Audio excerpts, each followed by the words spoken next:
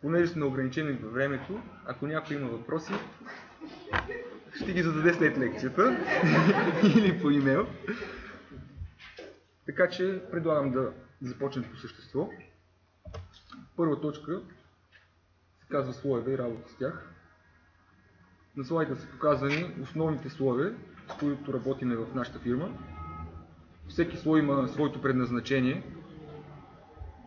и предполагам, който е работил в друга фирма преди прототип, се е сблъскал с този проблем, така наречен проблем, показване на обекти и размеряването им в подходящи слоеве и мащаби. Когато работите по даден проект, вашият Project Manager най-добре може да ви каже дали е необходимо да следвате други правила от фирмата възложител или трябва да се придържате към слоевете, които чертаем в фирма прототип.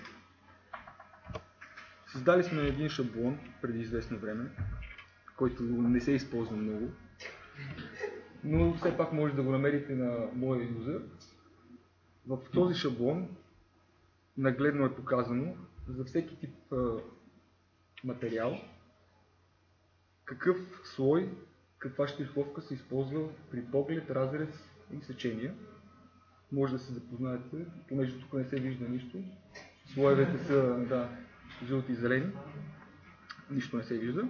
Също така, ако се колебаете за нещо, винаги може да попитате вашият ръководител какъв слой за какво нещо може да използвате. Втора точка се нарича що е viewport и има ли почва в нашата фирма. Така.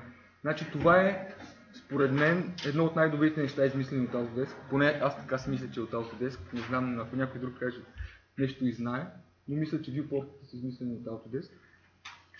С него най-добре може да се представи даден детайл, който на снимката виждате горе в дясно, принт скрин от чертеж в моделното пространство, който е пълен с сечения, елевейшени и така нататък, който е в едно огромно пространство и отдолу, вляво и вдясно, долу на екрана, може да видите вече оформен чертеж, като са използвани viewporti в необходимият мащаб, който е нужен. Както виждате, има viewporti в мащаб 1 към 50, 1 към 5, 1 към 2. Това е строго индивидуално за всеки проект и за всеки чертеж. Каквото трябва, това е хубаво да се използва. Така, на екрана в момента може да видите два диалогови прозореца на произволен viewport. Вляво е вярното. Какво ще каже вярно? Вярно дефиниране на viewport. Слоя на viewport винаги трябва да е DevPoints. DevPoints е слой, който след принтиране не се вижда на чертеж. На хартията не се вижда. Много често сме ставали свидетели на грешки такива.